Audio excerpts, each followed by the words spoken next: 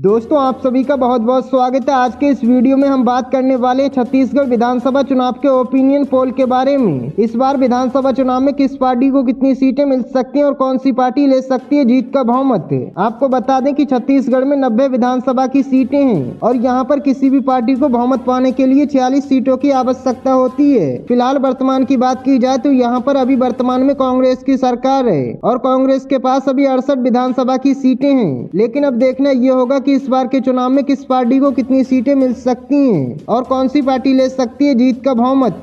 इस वीडियो में छत्तीसगढ़ के एक एक जिले का ओपिनियन पोल जानेंगे, तो इस वीडियो को अंत तक देखना। लेकिन उससे पहले आप अपना कीमती वक्त निकालकर इस वीडियो को लाइक कर दें और रोजाना ऐसे ही ताजा फ्रेश ओपिनियन पोल जानने के लिए हमारे इस चैनल को अभी सब्सक्राइब कर लें। तो चलिए आज का सर्वे शुरू करते हैं। तो सबसे पहले बात कर लेते हैं बालोद की 3 विधानसभा सीटों की। तो इन 3 सीटों में से 2 सीटें आईएनसी को मिल सकती है और 1 सीट बीजेपी को मिल सकती है। और अगला जिला है बालोद बाजार। यहाँ 4 विधानसभा की सीटें हैं और इन 4 सीटों में से आईएनसी को 3 सीटें मिल सकती हैं और बीजेपी को 1 सीट मिल सकती है। और अगला जिला है बलरामपुर। यहाँ 2 विधानसभा की सीटें और ये दोनों सीटें आईएनसी पार्टी को मिल सकती हैं, जबकि बीजेपी और अन्य पार्टी 0 पर है। और अगला जिला है बस्तर। यहाँ 3 विधानसभा की सीटें हैं और इन 3 सीटों में से आईएनसी को 2 सीटें मिल सकती हैं और 1 सीट बीजेपी को मिल सकती है। और अगला जिला है बेमेतरा। यहाँ 3 विधानसभा की सीटें हैं और इन 3 सीटों में से आईएनसी को 2 सीटें मिल सकती हैं और 1 सीट बीजेपी को मिल सकती है। और अगला जिला है बीजापुर। यहाँ 1 विधानसभा की सीट है और ये 1 सीट आईएनसी पार्टी के खाते में जा सकती है। और बिलासपुर की 7 विधानसभा सीटों की बात की जाए तो इन 7 सीटों में से आईएनसी को 4 सीटें मिल सकती हैं और बीजेपी को 3 सीटें मिल सकती हैं। और अगला जिला है दंतेवाड़ा। यहाँ 1 विधानसभा की सीट है और ये 1 सीट आईएनसी पार्टी के खाते में जा सकती है। और अगला जिला है धमतरी। यहाँ 3 विधानसभा की सीटें और ये तीनों सीटें आईएनसी पार्टी के खाते में जा सकती हैं, जबकि बीजेपी और अन्य पार्टी 0 पर है। और अगला जिला है दुर्ग। यहाँ 6 विधानसभा की सीटें हैं और इन 6 सीटों में से आईएनसी को 4 सीटें मिल सकती हैं और 2 सीटें बीजेपी को मिल सकती हैं। और अगला जिला है गरियाबंद। यहाँ 2 विधानसभा की सीटें और ये दोनों सीटें आईएनसी पार्टी के खाते में जा सकती हैं, बीजेपी और अन्य पार्टी 0 पर है। और अगला जिला है चंपा। यहाँ 6 विधानसभा की सीटें हैं और इन 6 सीटों में से आईएनसी को 5 सीटें मिल सकती हैं और 1 सीट बीजेपी के खाते में जा सकती है। और अगला जिला है जसपुर। यहाँ 3 विधानसभा की सीटें और ये तीनों सीटें आईएनसी पार्टी के खाते में जा सकती हैं। यहाँ बीजेपी और अन्य पार्टी 0 पर है। और अगला जिला है कबीरधाम। यहाँ 2 विधानसभा की सीटें और ये दोनों सीटें आईएनसी पार्टी के खाते में जा सकती हैं। और अगला जिला है गोंडा गांव। यहाँ 2 विधानसभा की सीटें और इन 2 सीटों में से 1 सीट आईएनसी को मिल सकती है और 1 सीट बीजेपी को मिल सकती है।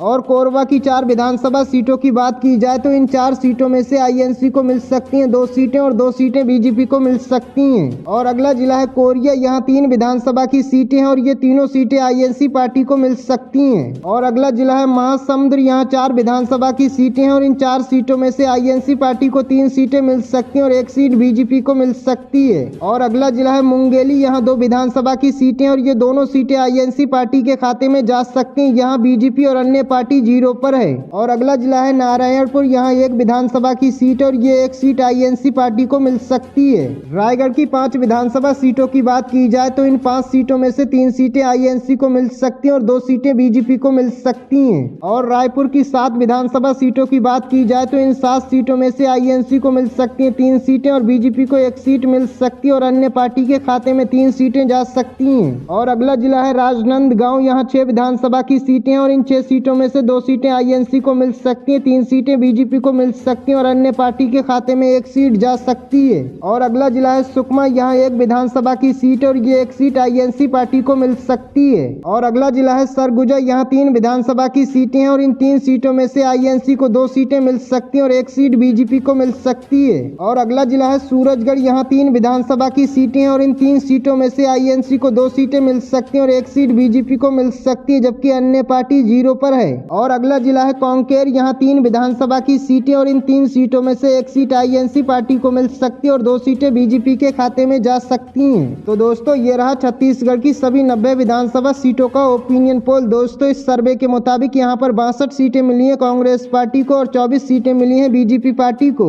और 4 सीटें अन्य पार्टी को मिली हैं। दोस्तों यहाँ पर किसी भी पार्टी को बहुमत पाने के लिए 46 सीटों की आवश्यकता होती है, यानी कि जिस भी पार्टी के पास 46 सीटें होंगी वही छत्तीसगढ़ में अपनी सरकार बना सकती है। फिलहाल दोस्तों आपको क्या लगता है इस बार छत्तीसगढ़ में किस पार्टी की सरकार बन सकती है? आप आप अपनी राय हमें कमेंट बॉक्स में जरूर दें और रोजाना ऐसे ही ताज़ा फ्रेश ओपिनियन पोल जानने के लिए हमारे इस चैनल को अभी सब्सक्राइब कर लें।